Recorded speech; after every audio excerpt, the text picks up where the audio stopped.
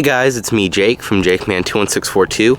I've got a little bit of an unfortunate update on my 1994 Saturn SL2. Well, not that unfortunate. But last night in the year, or about a year now I've had my license, I had my first, I wouldn't even call it an accident, I guess fender bender last night. Or fender cruncher for that matter, as you can see. Basically, I was heading down US 1 here in Richmond. US 1 turns into Brook Road, which is actually right down there. But anyone that lives on the coast knows what US 1 is. But I was heading down there, and it was about 9 at night. I had to go return something at Walmart, and then I had just enough time, so I was heading to Best Buy. And I was in a business zone, so it was either 35 or 45 speed limit. I was doing about 35, 40 because it was rainy, it was sleety. It was absolutely disgusting out. It was nowhere near as sunny and nice as it is now. But I was in the middle lane, and I was about to go to turn into Best Buy, and there's this guy. He was in an old Saab. It wasn't a 900, the two-door. It was, I don't know, I keep calling it a 9.5. Clarence is coming to help. But he was sitting, it was like an old, early 90s Saab, and he was sitting in my blind spot for the longest time. So finally I hit my signal to turn to Best Buy and started to slow down, and he sped up and went by me, and as I started to change lanes, I saw him out of the corner of my eye and jerked back, but I didn't jerk back quick enough, and I crunched into his bumper. So of course, since it was typical Virginia shit, sit in your blind spot and then not let you pass them, but I hit him, it probably would have been my fault. We didn't contact police or insurance or anything. We both pulled over at Best Buy. Of course it did absolutely nothing to his car, and he was like, you know, if it didn't pop my tire, I just wanted to stop here for a minute and make sure it didn't pop my tire. I'm fine, we can just keep moving on. So here's the damage I got. And people can bash Saturns all they want, but this is all that happened. $200, and I just ordered a new fender on eBay, and it is this color, the Homecoming Edition, pearl white with the black badge. This entire fender, $200. And I can put it on myself, but as you can see, here's the extent of the damage. There's a big chunk that's sitting on my desk that I pulled out that was inside of here, but as you can see, and the thing is too, like my dad and my friend were telling me, if I had been in that car, it would have crunched the fender into the wheel well and I wouldn't have been able to drive, and it probably would have popped the tire. And that's all it did was crack. As you can see, wheel well is perfectly fine, and everything up inside is perfectly fine. It was just this, so it's ugly, but she still drives perfect. But as you can see, it's a pretty hard material. I mean, it was a hard hit for it to crack like this. I need to get a screwdriver and take this off before it falls off and pops a tire. And anyone here in Richmond, go to the Best Buy on Brook Road, and you will probably find chunks of my car in the road. But I mean, that's all that happened. It really wasn't bad at all. You can see up inside of it how pretty my engine is. But I drove it home, drove it a good probably 10-15 miles, and it drove just like normal. I think it maybe knocked it out of alignment a little bit, but it seemed absolutely fine. I needed an alignment anyway. Just realized all this is ice.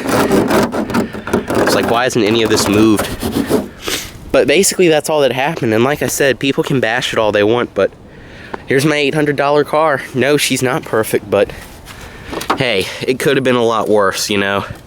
I lucked out. I could have had a lot worse of an accident. Like I said, it just kind of scraped his car. It scraped mine here a little bit, and then it scraped the alloy a little bit, but like I said, the guy could have been a huge dick about it, even though it was his fault. So anyway, go ahead and start it up and I'll show you. She runs absolutely fine. I tried filming this with my phone, and when I went to start it up, my phone died.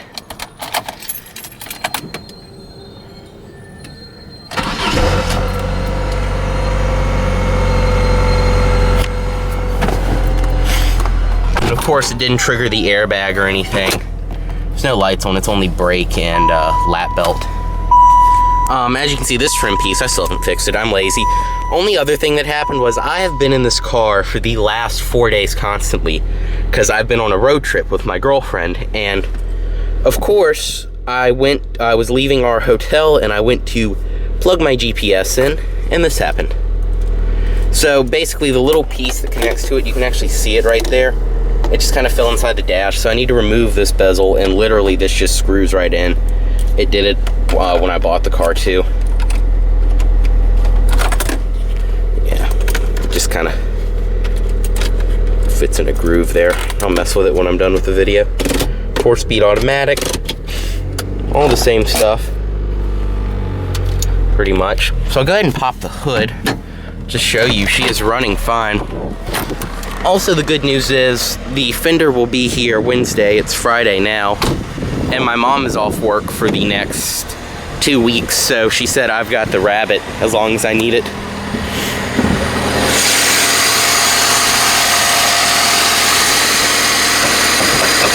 He's a little ticky early in the morning.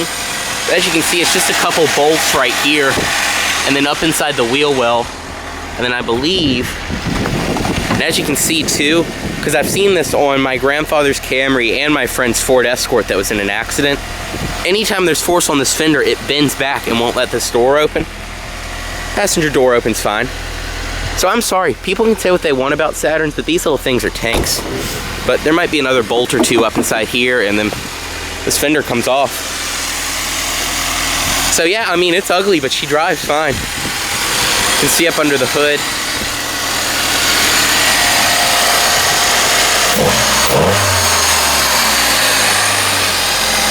Running absolutely fine.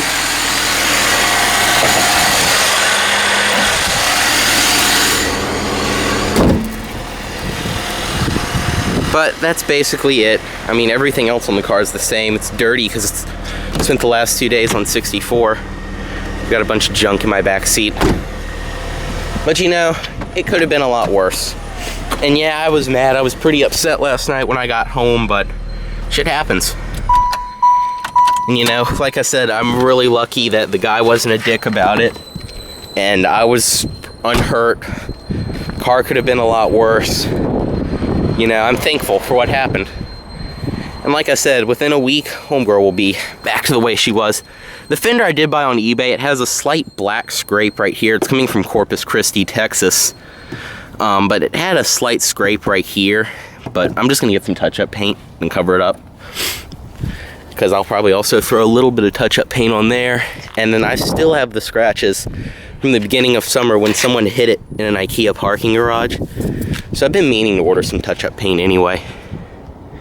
Anyways, guys, just a little update. I think later on today I'm probably gonna run to like Lowe's or Walmart or something and just buy some white duct tape and put it on here. Because as ghetto as that sounds, last thing I want is like a cat or a bird or anything, even water getting up inside there, just because. So I'll probably cover that up, and then the car will probably sit for a few days. But anyways, guys, I'll show you whatever I do next. And if the video doesn't cut to anything here, thanks for watching and subscribe for more.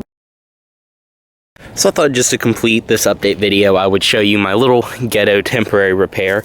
I ran out and I went to Walmart, and I wanted to get white duct tape, but they didn't have any. So I got this. It's this really strong industrial reinforced, if you can tell, tape, which is kind of transparent, but I put a few layers on so it became white, and I just kind of covered up the hole with it. Honestly, from a distance, you can't really tell. It's better than a gaping hole, but I just put this over it so that nothing would get up inside here, like, I don't know, my luck, a bird or a cat or something, or just even water or dirt. But it also made the car drive a lot better because the structural rigidity is somewhat back. But this won't last long at all, and I will be driving the Rabbit this week. But I thought I would show you guys that. It looks a little bit better. My Fender is coming from Corpus Christi, Texas, so it should be here by Wednesday.